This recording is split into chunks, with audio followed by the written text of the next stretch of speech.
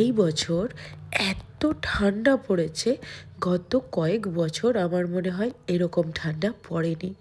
এত ঠান্ডার মধ্যে ঠান্ডার বেশ কিছু খাবার আছে যেগুলো আমার ভীষণ প্রিয়, অথচ এত ঠান্ডার জন্য না করতে ইচ্ছে করছে আর খেতে তো ইচ্ছে করছে দ্বিগুণ।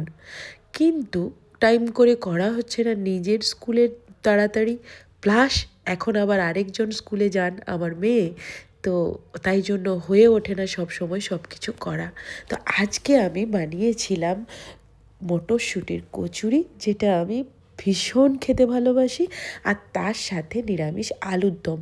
সেটা কিন্তু পরের দিনের রেসিপিতে আমি দেব, আজকে শুধু মটরশুঁটির কচুরিটা দিই। রান্না করতে ভালোবাসি, রান্না মোটামুটি ঠিকঠাক করলেও মাঝে মধ্যে কিন্তু রান্না আবার গন্ডগোল হয়েও যায়।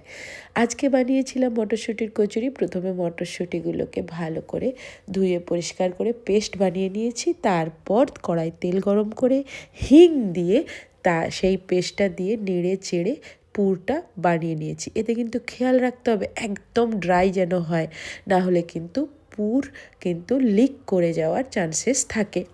আর আটাটা মেখেছি, ময়দা দিয়ে খেতে সবথেকে ভালো লাগে, কিন্তু আমি কম করে একটু ময়দা দিয়ে আটা মিক্সড করেই কিন্তু বানিয়েছি, যেহেতু এখন বুঝতে শিখেছি আটা খাওয়াটাই ভালো।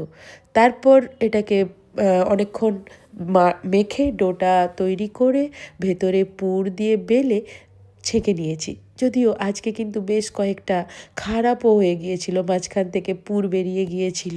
সবসময় খেয়াল রাখতে হবে মটরশুঁটি কচুরি বানানোর সময় পুর ভরার সময় ভেতরে কিন্তু একটুও হাওয়া থাকা যাবে না।